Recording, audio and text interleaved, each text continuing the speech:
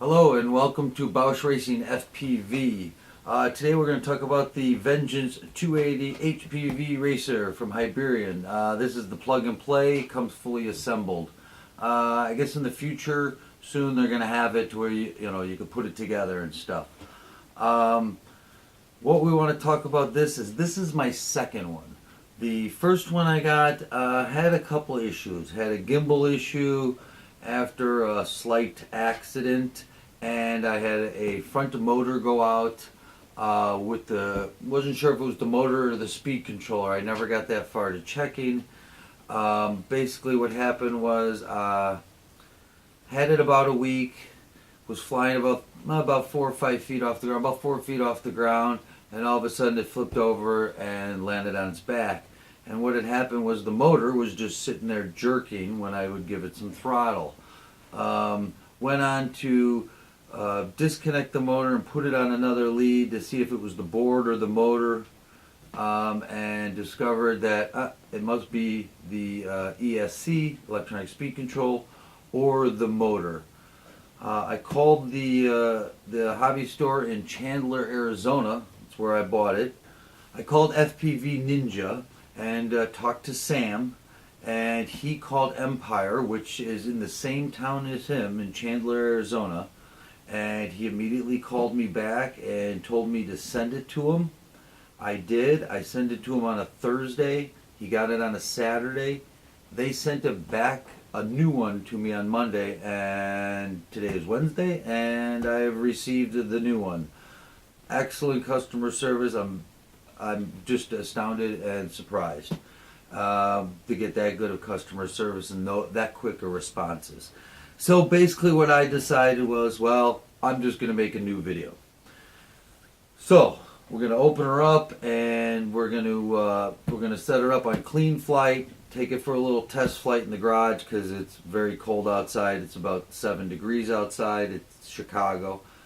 And we'll go over the setting up, a couple of the modifications that I'm going to do right away before I even set it up because of what I had before.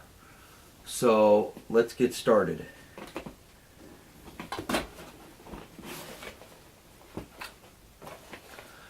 It will come with the Hyperion. It's got the scanner where you can get the manual. It comes in English and Chinese and Japanese. The manual is very good. It could be a little better. I downloaded it off the internet. It's very detailed, but you'll see. We'll go over that. It's a really great quadcopter. Just to go over some of the things, it's got the OSD. You can program or set it up, the Vengeance. You don't need a computer. You could do it right on your on-screen display.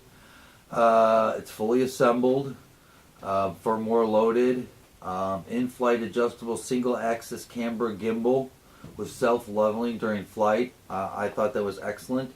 I have mine hooked up to my FlySky. I use the side knob.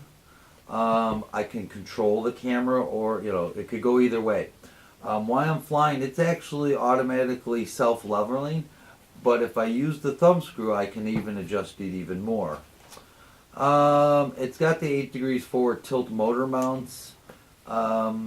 It's 22. There's 42204, 2300 kV high output brushless motors. It's got the Bell Heli 20 amp motor controllers, LEDs. It's preloaded with 3 flight modes: normal, altitude hold, and acro mode. Just to let you know, set it up for acro mode, and you'll see how we do that. It's got a NASI spec 32-bit flight controller. It's a 7 DOF with the BMP sensor. It's got altitude hold integrated with the barometric pressure sensor, the BMP. It takes 3S or 4S. They recommend the Hyperion G6 HV LiPo, which I would too. If you research that battery, it's considered the best LiPo battery out there. You get 10% more runtime. It's very good. The 2.8 gigahertz auto scan. It's got 40 channel video transmitter with the race band. 12 25 milliwatts, or you can cut the little band off, and I'm going to put a switch on mine so I could go from 25 milliwatts to 200 milliwatt output. But if you cut the little band on the transmitter, then it's set up already for 200 milliwatts. The reason they did that is in some countries you're not allowed to have that much milliwatts without a ham license. It comes with the 5.8 gigahertz cloverleaf skew panel antenna. It's plug and play ready. It's got the optional GPS module. Well, I mean that it's ready for the optional GPS module. Low voltage audio alarm, and it's capable with a single wire or traditional receivers, S-Bus, Horizon, Spectrum, satellite, or Hyperion compatible receivers. The box basically is the carrying case, and it comes with a set of 6x4 propellers. So I did already buy spare parts when I had the last one, because I've only had it for a couple weeks, and I got my spare parts at Aircraft. It had to come from Japan. It did take about total days, not business days, total days. It was about 8 days, about 8 days. So it did come, but Sam over at FPV Ninja, he can get that for you right away, since the distributor is literally blocks down the street from his store. So, and it comes pretty well packaged. And basically what I did was I bought, let's rip it open. Tape box opening, so if I'm going to just tear it. Basically what I ordered was a new set of tubes. From them, they were $8. And then I think it was maybe another $5 or $6 for these motor mount clamps. So those are two things I would suggest that you get. There's another set of tubes, since they're so inexpensive, and some clamps. Now we're going to do some stuff with this one that hopefully will prevent the motors from twisting during a crash. That seems to be a problem. But I'll show you how I remedied it, and I'll throw out a couple ideas for you that I haven't even done yet, but I think it'll work really well. Here is, and I gotta admit, I bought it from FPV Ninjas in Chandler, Arizona. They had the best price out there on all the internet. I don't know if he has the sale still, but I have it right here. It's regularly $299.99. He had it on sale for $269.99. I used his code, their code, and saved another $30. So basically I paid $239.99. You ain't gonna find a better deal out there on the internet. So I say you call Sam, see or check them out on the internet and see if he still has it for $269.99. Okay, so I have the stuff that we're going to have lay out. We're going to be putting in the FSIA6. If you watched the previous video, you'll see how we bind it to the fly sky. And this is a great little mount. This is a 3D mount done with a 3D printer. It's excellent. I got this at Leisure Hour Hobbies. It's in Plainfield, Joliet, right off the expressway there. They just got their new location. It's excellent, and they got a lot of quad stuff. If you need something, you call JR down there. Especially these. It's like $5. It's great. These little holes that the antennas go through are actually ported. They slide right in, slide right up to the antenna tube. He sells these antenna tubes, they just plug right in there. So we'll be showing about doing that. What I do to stop the tubes from moving, and a couple of issues with the vibration mounts for the camera coming off, and my remedy for that. So let's get this dang thing out of the box and get it programmed up, because I got to go to work in like an hour and a half, and I want to get her done. Okay, so here we go. We'll get her out of the box. Well, here you go. Here's your set of props. Antenna. This is for the radio. this will plug into here, down in here, and then these are for your channels for your receiver. Comes with a big roll, well, not big roll, but quite a bit. It was more than I needed. It says it's 800 millimeter in length, and it's black Velcro, basically. They call it Hyperion hook and loop. You get that with it. Let's see, that's it. And the data cable. And make sure when you program this in CleanFlight, you use a data cable. Any regular charger, cell phone charger, really doesn't work. So it could, maybe not. But what I'm understanding from the manufacturer, please use a data cable instead of a cell phone charger cable. Okay, so one of the most important things you need to do is put that antenna on. And that's the first thing I'm going to do. And I have a separate antenna, what I was using with my last one. And so that's what I'm going to put on, because I don't want to accidentally get in a hurry and plug it in and not have the antenna on, because you will blow it out. We will attach the receiver to the top, and the antenna is going to go right there. Okay. I just make it finger tight. I don't think you need it any tighter than that, but it's my opinion. Okay, so the first thing I'm going to do, well, I guess I should go over a couple other little things. These little wires here, these are where your speed controllers are coming out of the tube, and they're plugging into the NASI board. If you see here, get you a pointer. This is where you're going to tie in the plug. We're going to tie in the plug here for your receiver. If you look here, it has the battery and then all the channels, 1 through 8. You can use up to 8 different channels. If you use PPM, cut.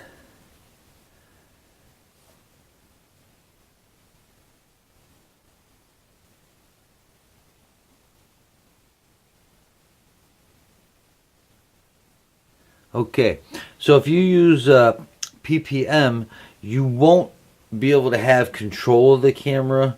The camera is either going to be in stabilized mode or race mode. That's why I am not currently running mine in that. I like to be able to adjust the camera and stuff as I'm flying and let it adjust automatically. I notice it'll do both. So what I'm installing on mine is the FSI-A6 from FlySky, because I use the FlySky FSI-10, which I really like it. I really love it. It works very well. So it's got a lot of stuff, and for the price, you can't beat it.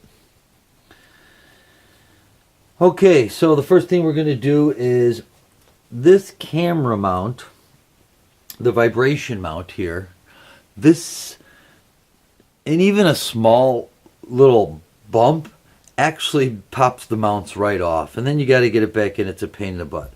So my cure is some wire ties. Basically what we're going to do, I cut up a couple of them already, but take 4. I think 1 in each corner is fine. You can leave the center off, or maybe just try 2 front ones and the center one. I cut the ends off of, or the heads off of the wire ties.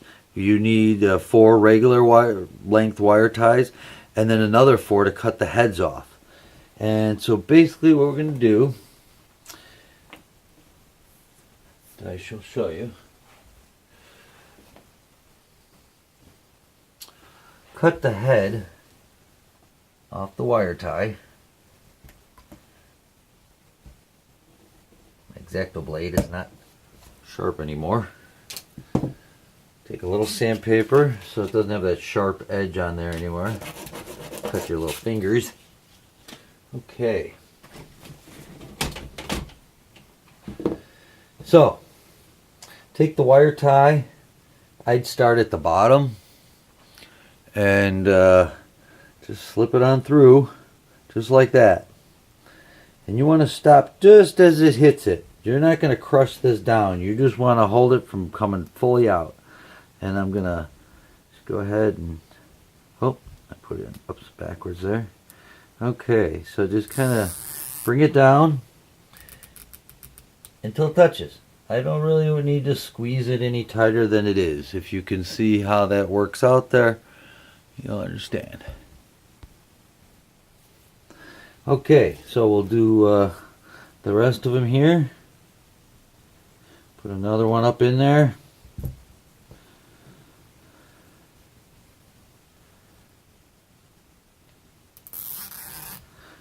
Bring it down to the same pressure as it was for the other one. And I don't want them really bobbling around. I just want them just to touch the rubber a little bit. And that'll be perfect. The ones inside get a little bit harder to get to. If you have to, put a little curl on your wire tie like that. And then just feed it up on in. And hold it a little so that doesn't come out. We'll spend all day doing this, huh? Okay, there we go. See, a little bit better curl helped me out there. And don't catch any of the wires in there, because you do have some wires coming out right up from the speed control. And you can move those just a little bit, just so you get this in there. Then there's some room in there for the wires to come out a little bit more. Apologize if I'm not always in the shot. I'm the only one taking shot film right now. Okay.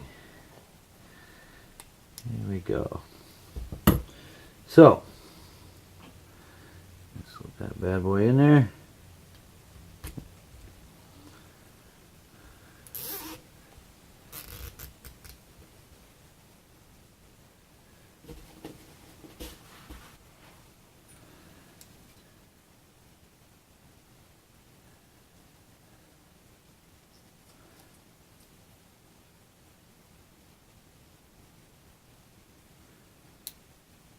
Click.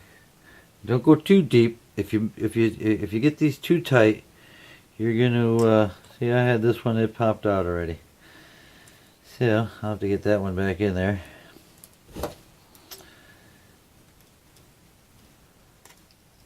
Okay.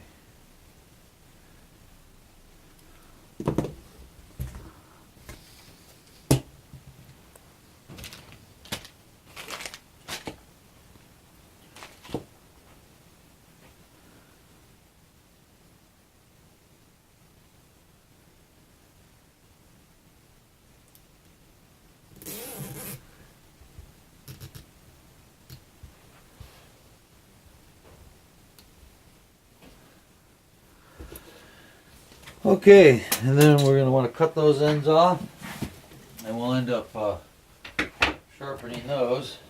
I mean, smoothing those out. You get those a little cut.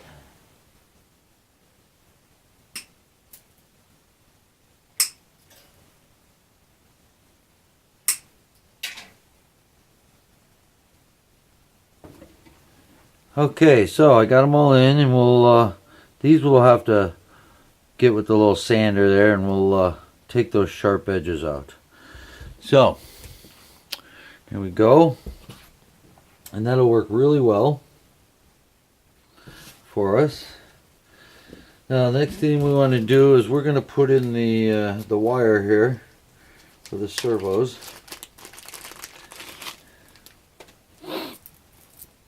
There you go. You got 8 of them. There's 8 channels. Now, a good thing to do is go to Home Depot or your local home improvement store or electrical supply store, get some electrical numbers, or make your own little numbers, or use something that you can write with. 1 through 6, label the cables for what they go on there. That way you're not trying to guess which one goes to what channel. We'll do that right now. So, if you look, I don't know if anybody could see down in there. It's awful small. But if you look in there, they're numbered, and the first one's the ground in 5 volts, and then 1, 2, 3, 4, 5, 6, 7, 8. So, here we have that right here. So, we got 1 is right here, or this is number 2, so don't make that mistake. So I have number 1. So we'll get number 1 here. And on there, number 1. Everybody should always remember what that one is. Number 1. Okay. Number 2.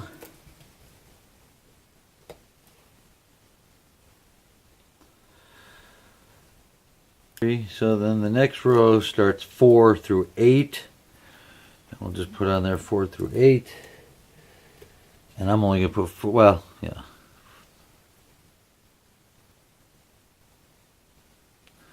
I'm only going to use 6 channels, so I'm only labeling the 4. I'm going to end up putting a Spectrum S-Bus receiver in there anyways, which, just to let you know, here's where the S-Bus goes. Here's the on and off switch for the S-Bus or the satellite.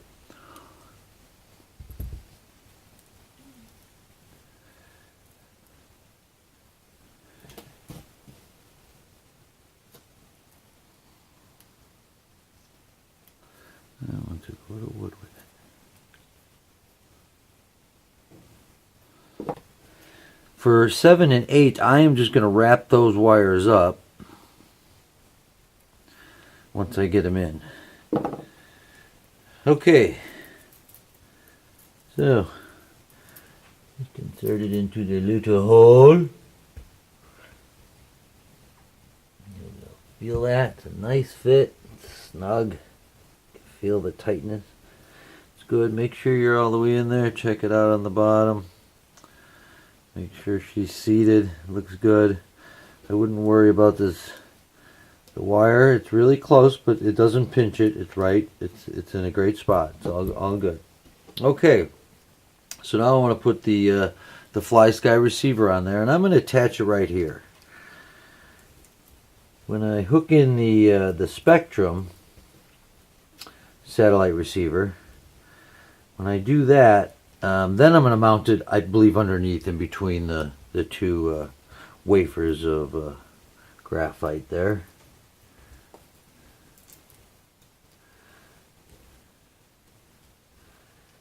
This will go very well like that, and then these wires just come right up out of there. So let's mount this. I have some 3M double-sided sticky tape that's really good stuff. I used it on my boat. Just stick that on there. That's all it needs. If the crash is so strong I want to take this off, that's fine. A little give, it'll help from breaking anything. Okay.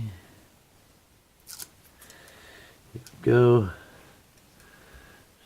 Put a little pressure on this foam. This is just a little piece of window foam here that I cut off to put up in there. And I want to get it just right so the wires are coming out just a little bit there. And kind of center it up. And that should be good right there. Kind of get it all stick down. A little turn. Go. And for my receiver, I have that double-sided tape in there too. That's all it needs. Okay, so number 1.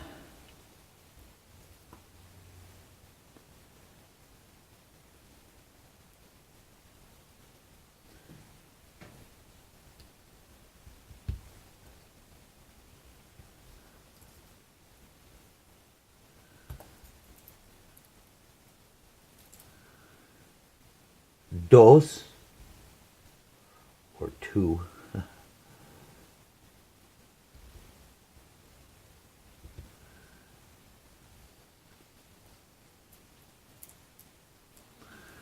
Three.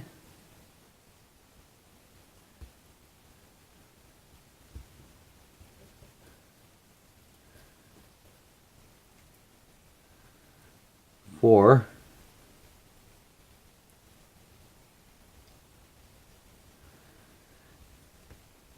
So, all right, we'll find number 5 here. Okay, 5. That's number 5, and number 6. Number 6.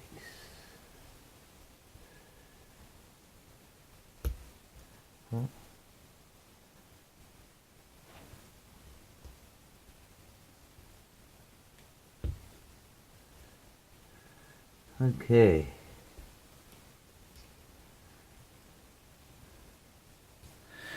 These other two wires, we're going to loom them up and tie them up with this. I'm going to use a little bit of the Hyperion Velcro just to hold these wires together, keep them down low, tight, neat, just like that.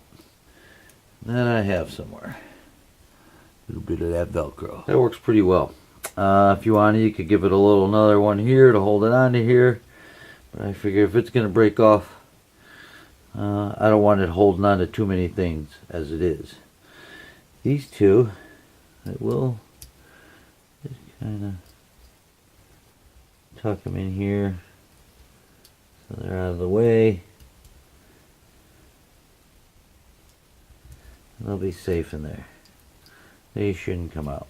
So everything should look really good. So that looks pretty good. Hopefully you guys agree. You can see how that is. How that setup is. You guys want a closer look. What's going on there. And if you look at the motors, you could see they do pitch forward about 8 degrees.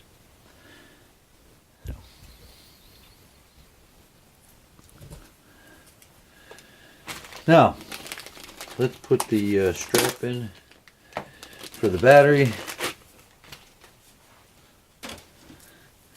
I feed mine up through the bottom. Like so. See these slots in here. I put two of them in. I've just watched something where a gentleman only had one, but believe me, 2 will be better. So see, it'll roll in there. You just kind of got to work it in.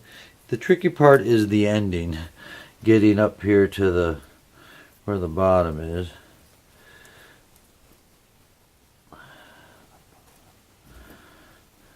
Alright.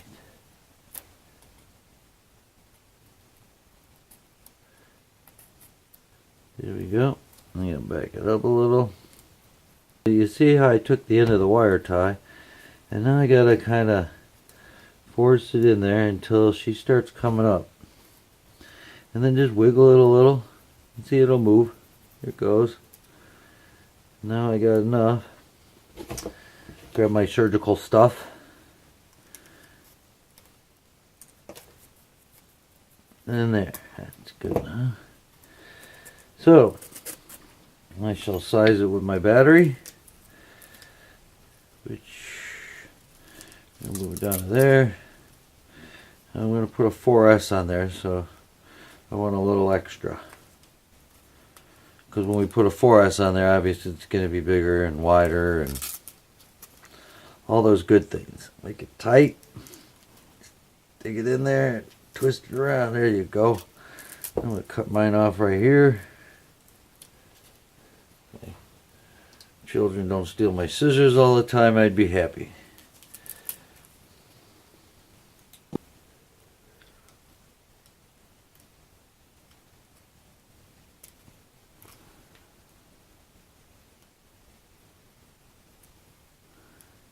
There we go.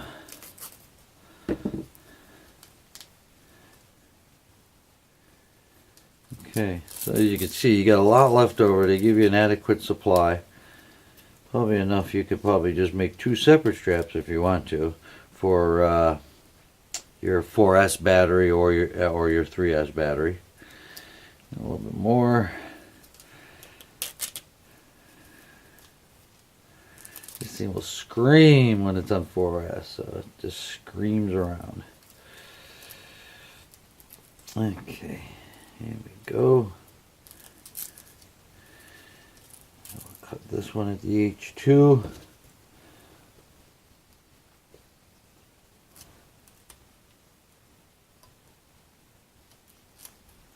Okay, so we're in there.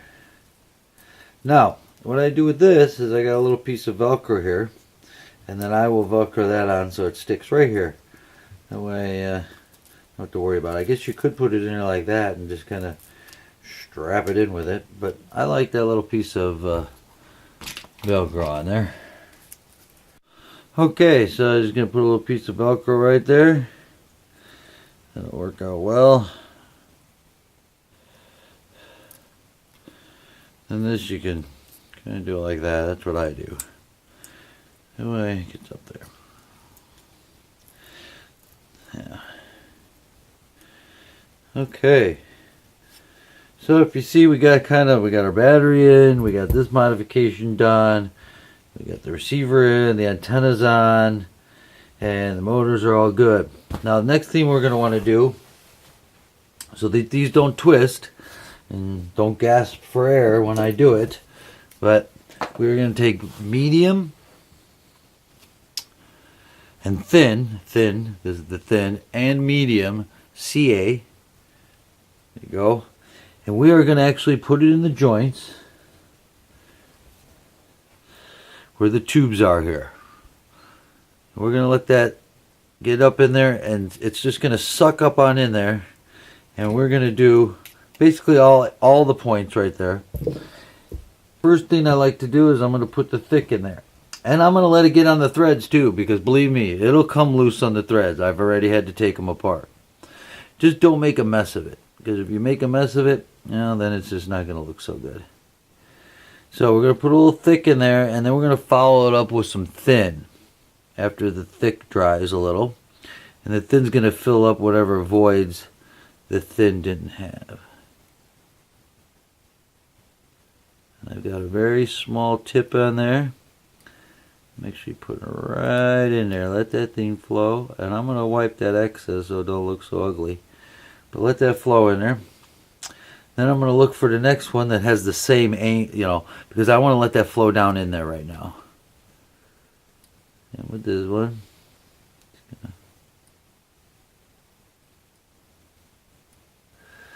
okay.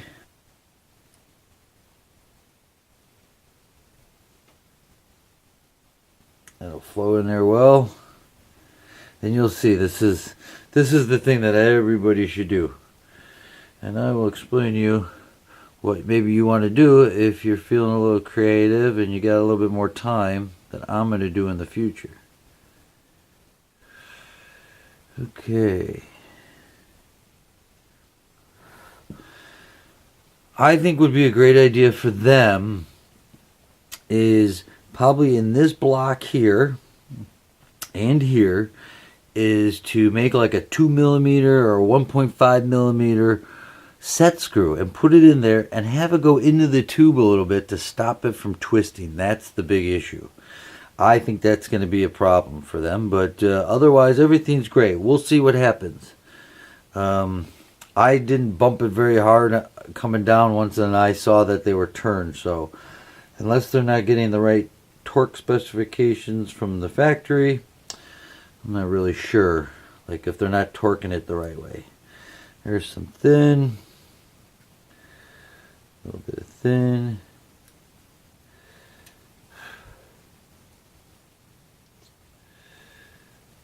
and a little bit of thin there. Okay, don't get crazy with it, just a little bit in there, it'll be fine. You could take a rag or whatnot and clean it up pretty well. Okay, and that just sucks right in there. It just works really well. And CA doesn't bond graphite great, but it works great for this because you're not, it fills in such a tight void that it holds it very well. Get a little napkin. So on the main ones here now, up in the front, I'm going to put a little bit of CA now, right up on the top, just a drop or two. I want to get it in there close, and I want it to flow up inside there. It looks worse than what it is, and then rotate it around a little so that it gives it a chance to really suck up in there.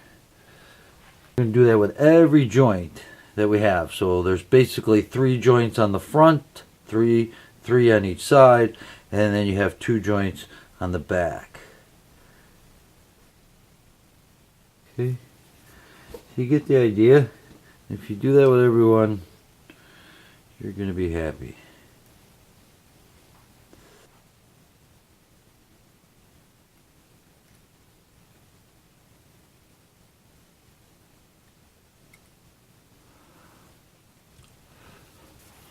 Sorry if I'm getting out of the camera shot. This isn't so easy sometimes to do it this way.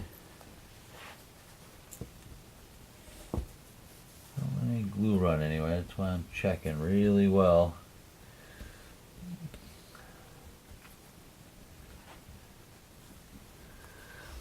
Okay. You probably think, what are you doing there? Well, you know what? I don't want these screws to turn. I had these come loose on the last one already. I have torqued them. A little Loctite will do well too. So it's the one thing I have done. Be good. Now, if you see here, here's where the screws coming through for the mount there, and right there. Each one of those is going to get one drop. Okay, and this is going to get thick or thin, so I'm just going to get a drop. A little puddle on my. Okay, now that we got the things glued, everything's good, the mods that we need done. Now it's time to put on the props. The only thing is I'm not going to put on these props. I already did. I used them, broke them. I'm going to put on the ones I had on there. Okay, let's get these props on.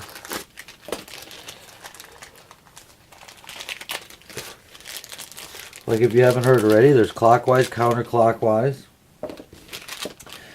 What's really nice with the Hyperion, the Vengeance, if you look at the motor, they actually show you the rotation of that motor. Make sure your propeller moves that way. Okay? And I'll show you that by looking at the pitch. Now, they give you these spacers because obviously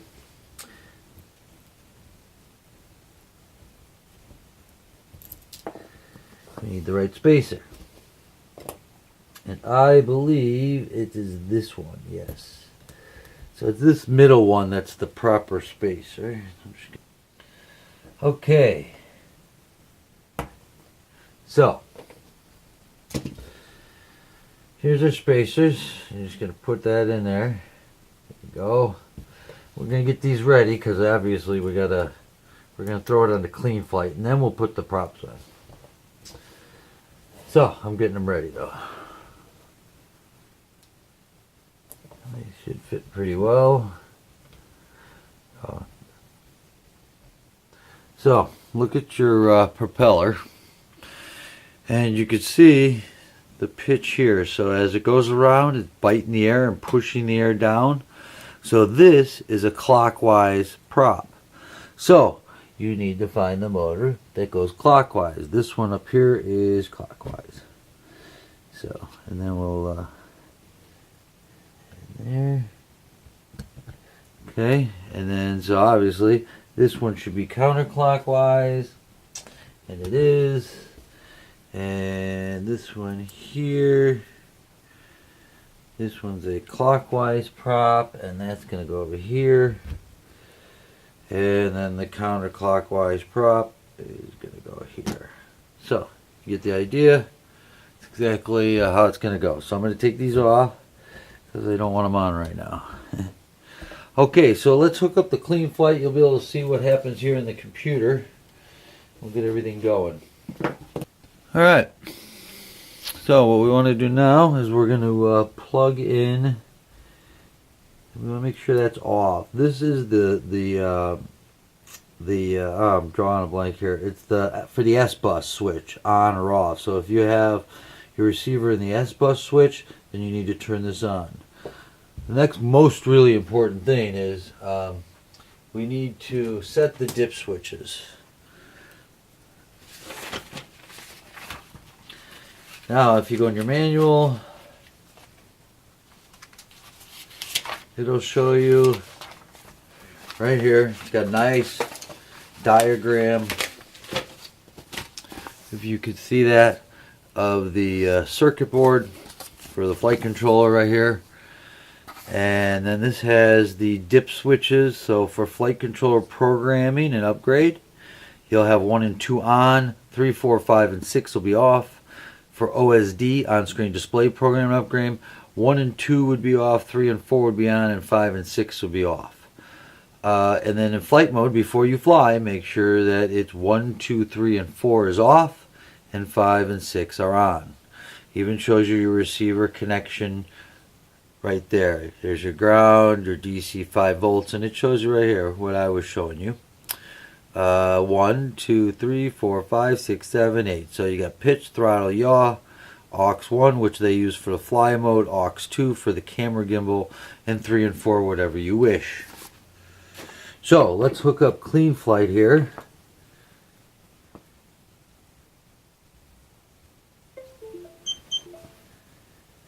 And she should connect.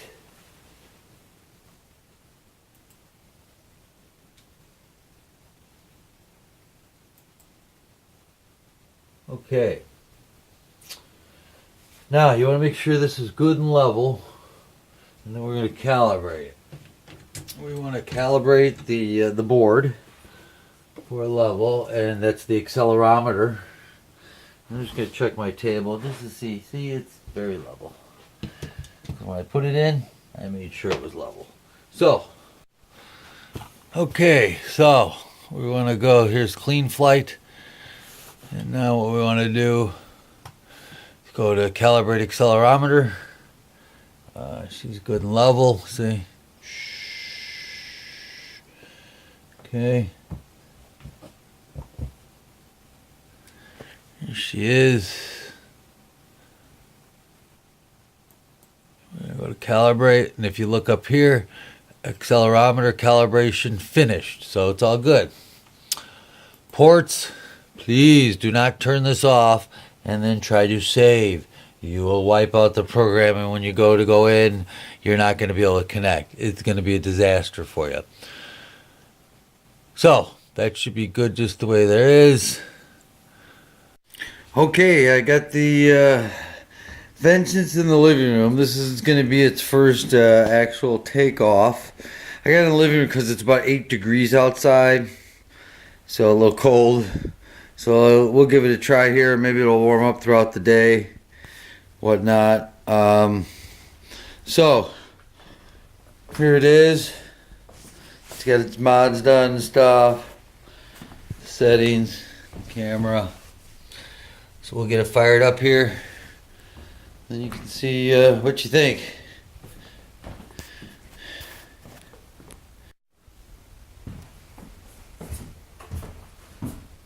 Oh, okay, I got the Fly Sky on. We'll plug her in.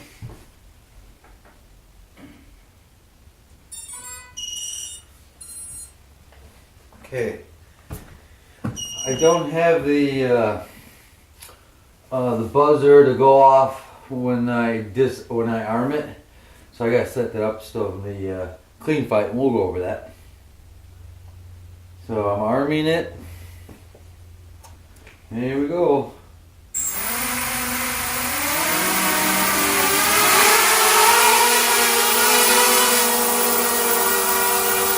Not bad. She doesn't want to always move forward in the directions and people have said that's what it wants to do because of the 8 degrees of pitch. It's not like hovering very well, but that's about it as usual of shooting.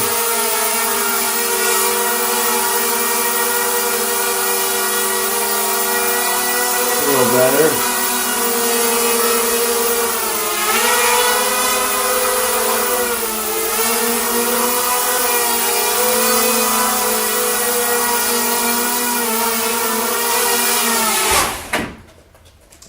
Well, okay. Try that again. I guess we'll move the chair out of the way before we break something.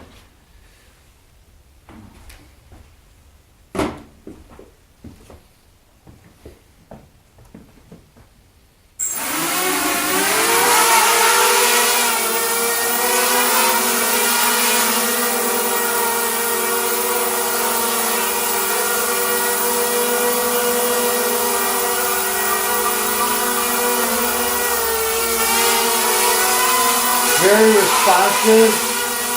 So we'll be turning that down a little bit. A little too touchy. Well, I guess I'm in my house, so if I was outside it'd be perfect, I'm sure. I'm kind of just swaying it around. Getting the throttle, trying to get a feel for it.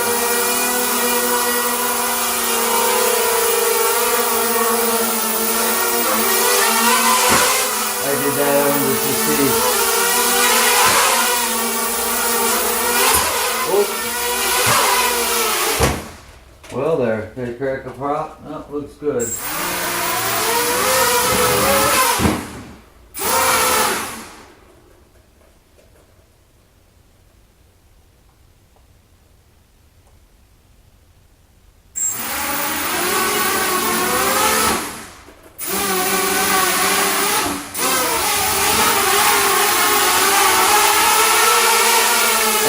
Get up, so I was walking on the floor.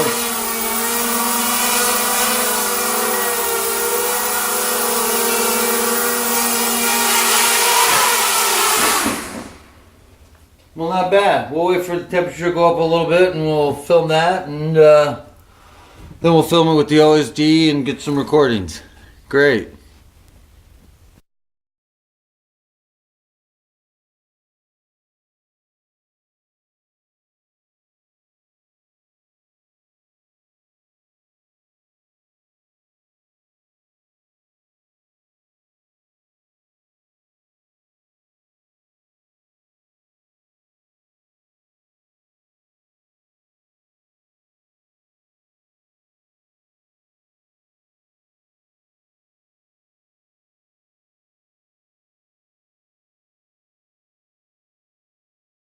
Hey guys, thanks for tuning in to Bausch Racing FPV.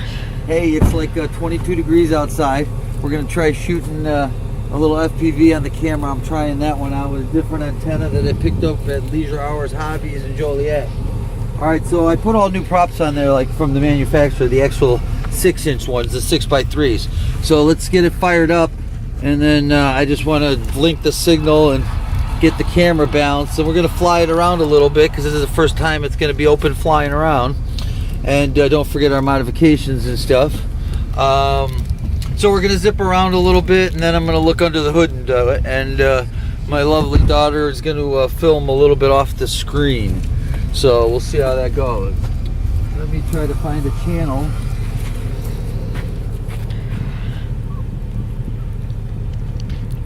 Now let's do record loop. It shows that it reads the memory card.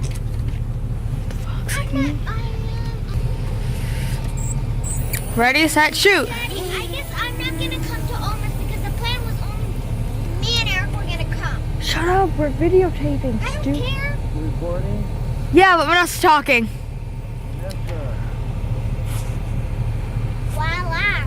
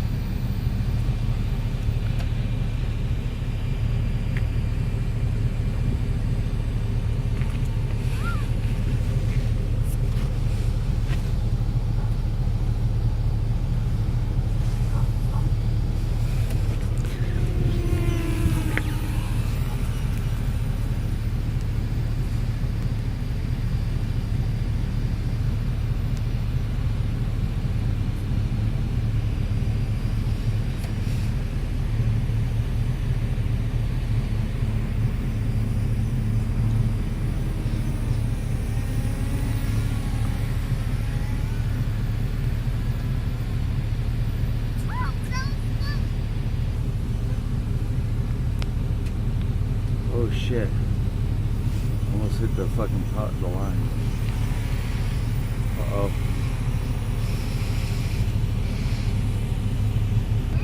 My signal's getting shitty. Oh. You flipped? Oh, I flipped over. Alright, go get it, Eric. I saw where it went. Okay, that was pretty good. It's too dark though.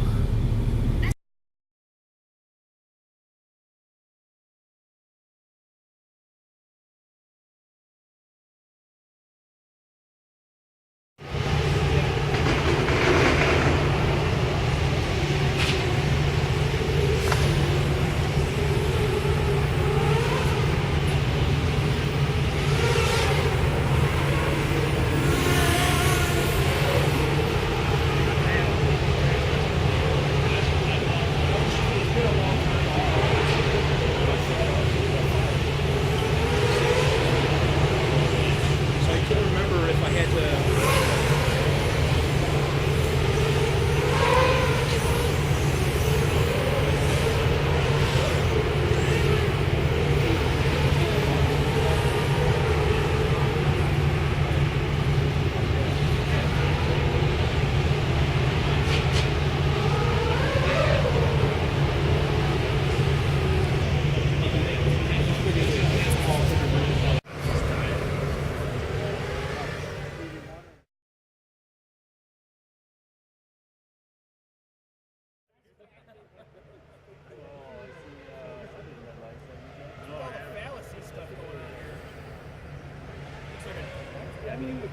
Oh yeah, that's right. LED ding dong.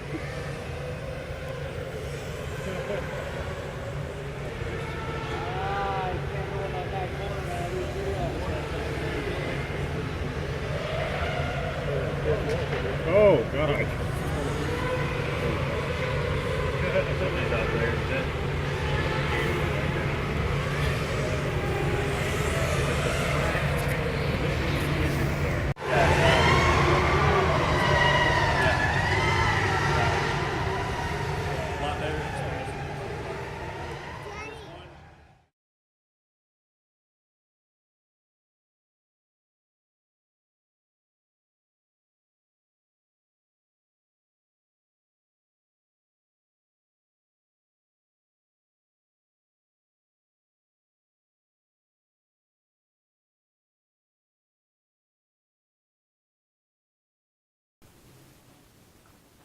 Hi, thanks for tuning in to Bausch Racing FPV. Hey, tonight, middle of the night, it's like 4 o'clock in the morning. We're going to talk about this Hyperion Vengeance 280. I've flown it quite a bit in 2 weeks. This is my second one. Had some problems with the first one. You obviously know that from watching the video right in the beginning. This is everything I've gone through, and a couple of nights, going to Chicago Drone Racers, and over here in Bensenville they practice on Thursdays, Fridays, and Saturdays. Fridays and Saturdays the guys are flying electric planes too. Usually starts at 9 o'clock at night. You probably want to get there around 8:15 or so. So they're talking about frequencies and stuff. But that's in Bensenville at the Golf Dome. And it goes to 11 and then you clean up and everybody goes. It's $10 to race if you go on Thursdays, I guess. Friday and Saturday, I'm not sure. So I was there tonight on Saturday. Nobody asked for any money. Did some more there and ran into more problems of stuff breaking. Between tubes, cameras, in the last week, tubes breaking, tubes pulling out, busting, lugs right off the board, busting LED terminals right off the board down here. So I'm going to show you. I'm going to get the camera off of there and kind of do a crude talking and showing you stuff. I went through a bunch of different antennas just to try, hey, these are the $7 one, this is a $15 one, this is the one that came with it. I tried them on different stuff, between the Boss Cam, my DVR, which I'll talk about that briefly. And another one, because I'm having a problem, I haven't been able to record through it on the DVR, even though it's showing that it's got a card there and 99% full, and it's not recording. So I got to look into that because I haven't had time. I've been messing with this. So let me get that camera off of there, and then I'll give you some close-up shots of what's really going on and what I've run into. Okay, here we go. Well, one of the first problems is, if you see here, I strung these wires right here. I strung them over. I think that's a better idea for when it breaks away. Let it break that cable, not the bullet. I had that happen. And if you see down here, let me get the shot and try to move it out of the way, but if you can see, go.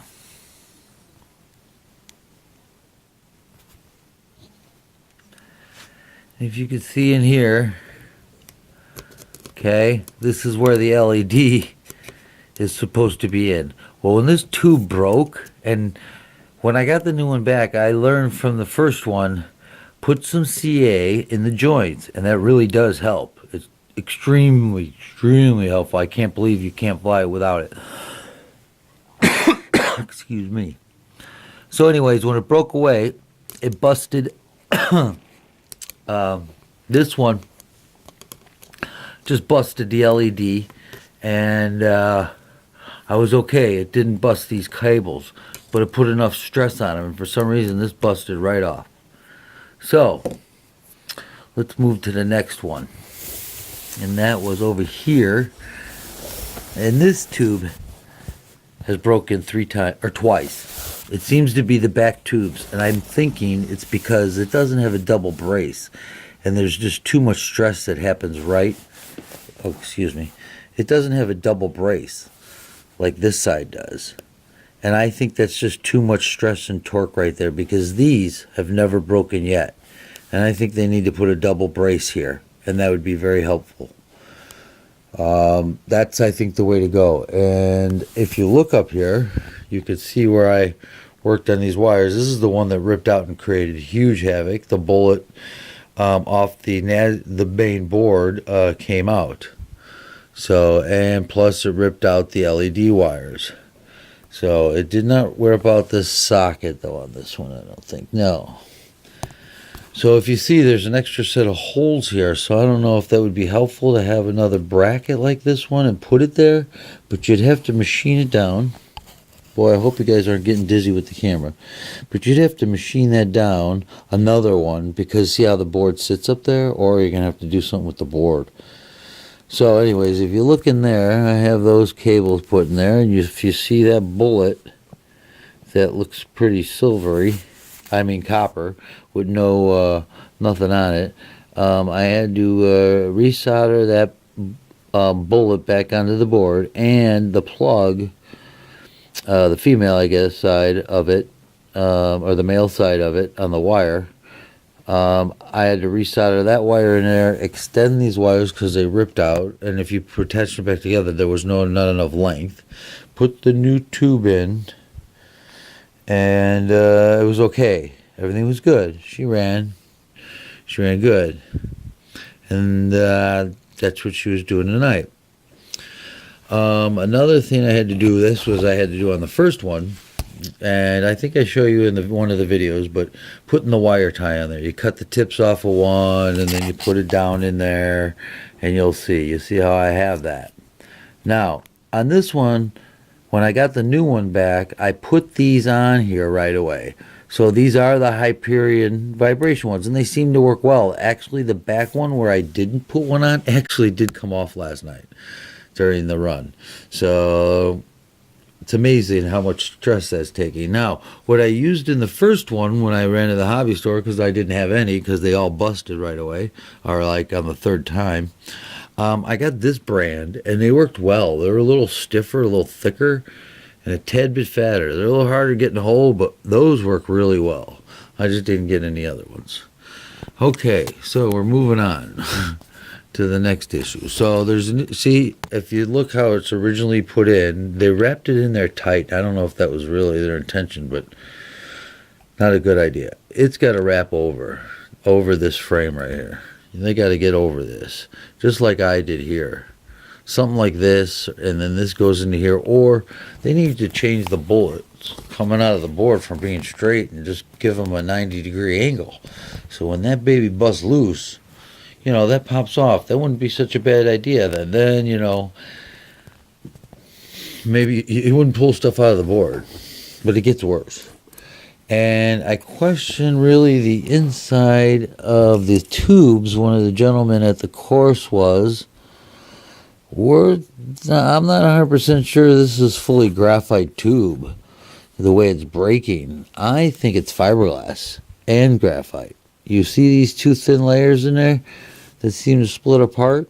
That happens when you tighten up this clamp all the way. They tend to split like that, and that's usually what happens. This is usually what's happening in an accident. You know, or over tightening. I don't know if you guys can really see that, but if you see how it separates, like it's got an inner core. So I'm not sure, because I've never had to mess with the tubes of the carbon fiber, not graphite, carbon fiber. Sorry. All right, I'm trying to move along and not bore you. Get this done quickly. Now, if you notice, the camera looks kind of shitty. So on my first one, it did the same thing. See, these screws came loose. I even checked these periodically. In this last flight, I checked them before we even left, and you know, because I flew today at the park, and which did well. It does much better at the park than indoors, maybe the grass, but our ground is pretty hard. So this is what happened on my first one. These screws came loose. I got them tight. Now, it did not detach the coils from the stepping motor here, this little gimbal motor. It didn't attach like it did on the first one. And I'm going to throw a video up there of me soldering these little coil wires onto the last one on the board, because when this came apart, that coil wire broke, and then when I tried to put it back together, all three of them broke, so I had to solder all three of them. And you can see it's really rattly. You've got to take this cover off. Ooh, camera's probably horrible. You got to take this cover off right here, if you can see it. These bolts, okay, to get to this mounting bracket over here that tends to come loose. And I didn't want to do all this stuff, all these things taken apart. When it comes, it's you know, it is a $300 kit. I did get it for $240, $239, but you shouldn't have to have all these problems with this kit like this, not like this. So I'm kind of disgusted now, but I got an idea for it. I don't know. Maybe I'll ask him if he wants to take it back, because that would be great customer service, because this is fucked up. So you see these pins here? These pins caused havoc tonight. Never noticed them be a problem before, but I bet you they didn't realize it, that these pins right there, this broke loose. Look at that, pulled right out of the board. There's like 4 miniature wires I got to try to solder right there. Are we close enough or too close for a good focus shot? Anyways, if you could see those 4 little hairpinny, so I might try to solder that up. There you go. Now you get a good view there, I guess. Let's see. Yeah, well, it's the best you're going to get. Right there. There you go. Solder those back onto the board, which they go down inside there. If I can shine the light on it. They go right next to that plug. So right there you see that empty spot. Boom. You see the empty spot. And that just happens to be right here. And you see those 4 little legs coming off the board. That's what we'll have to solder on if we want to do that. The only benefit here with what they did on this board is if you come back here, there's a spot, and if you look on your directions, or if you want to go online, but anyways, there is a spot back here. There's little pins, and we're probably not going to be able to see it, but anyways, to add a camera. So you could technically add 2 cameras and be sending out 2 different signals, blah, blah, blah, or just like, hey, I want to run this camera, or run that camera. You can get voltage for another camera, blah, blah, blah. But it's all loose and jacked up, so that needs to be tightened up, and something's got to be happening with this board. Now, do you change the whole camera, put it in a different spot, wire this camera back there? I got to find out if I do that, is a gimbal effective? If it isn't, I don't know. Then you get rid of the gimbal. What are you going to do? There's too many questions, but I got some ideas with it. And I'm going to try to figure it out tomorrow. Well, today is tomorrow. It's Valentine's Day. We're going to figure it out. And I might have a good idea. I got to go to a hobby store and see if they have what I need. We'll see. I don't know. Otherwise, I'll probably, maybe, because it's Valentine's Day, I'll wait until Monday and see. What else to go over with? Okay, here's another thing. When the bullet breaks, let me get this out of here. I put a 2200 in there the last time I just ran it. I ran an 1800 3C. It's got plenty of zip when it wants to take off, but I only did that like 2 times. So she's very stable. I'm going to show later. I could show later on another video or whatever, or I'll try to get it on this one. In clean flight, I'll show you what I had. I lowered all the normal settings for lowered the PIDs 0.2. So, or minus them 2. Cut. I lowered the PIDs minus 2, and she's very stable. So let's get to this real quick. See, I had to cut the support out that was over here like this, if you see, because they cover over the bullets. And when that broke, I needed to solder on the back side of it to get the right flow into that bullet over there, right there. So if you can see through there, if you can, there's there's the one where I had the bullet. There's the stuff. It's extremely important that these are 90 degrees to this board. It won't fly right, but when it is, I mean, she looks pretty good. She doesn't hover very well, but it's not meant to hover. I've used 5-inch, 6-inch, so let's go over that. Here's the tubes. I ordered them from Vengeance. They came right from Japan. They did take about 10 days. It was like $8, and then, you know, some shipping, and I ordered these clamps. Now, I used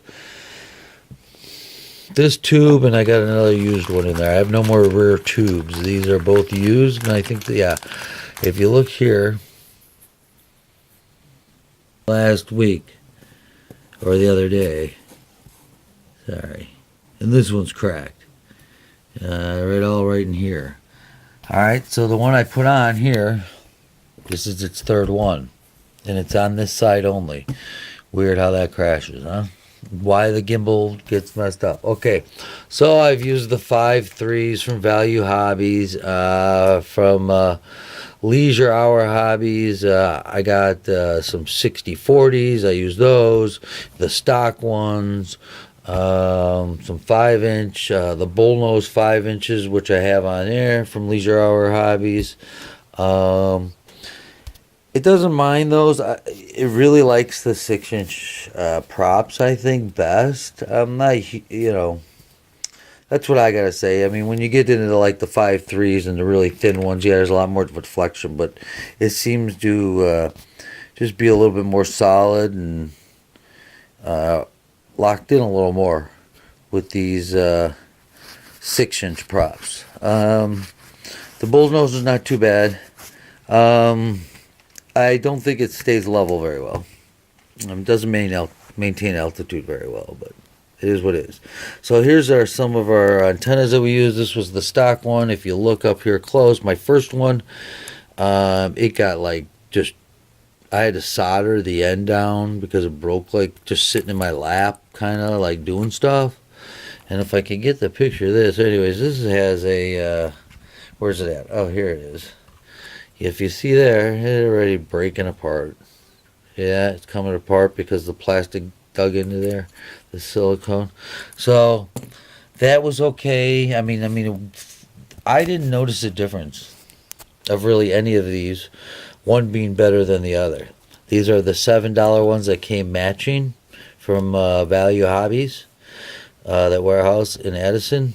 This was from my local hobby shop. I'll put down the name. I can't remember. I got the tag and the thing, but it gets a little cap on there. The cap on it was like $14. This is the duck antenna that the Boss Cam came with, the DVR. So I had that on the receiver. They all seem to give me the same signal. I thought the camera was pretty good. You'll see some video I got up of it, but it had to be recorded off the cell phone, like shooting the screen, because this thing was not recording, and I'm not understanding why when it tells me I do have a SIM card in there. If I can't remember anything else, I was running this battery. I just run this like only 2 times. One at the dome, and the other one at the park. Otherwise, all the time pretty much I used this one, which I got from Value Hobbies. I think it was like $18 or $20. It's an 1800. It's a 30C. It's a 5C maximum charge rate. So 1800 milliamp. Worked well so far. It was a good battery. It gave me a good lot of time. You'll see. I mean, I thought I got quite a bit. So. Yeah, okay, where do we go from here now? But I got some great ideas. I got an idea for it. We're going to see. Maybe I'll have to update the video and tell you what our idea is, or I'm just going to wait until Monday and call Sam over at Ninja FPV, or FPV Ninjas, and they're in Arizona, in Chandler, Arizona, and they just happen to be just blocks down the street from Empire, who is the U.S. distributor for this product. So we'll find out. Okay.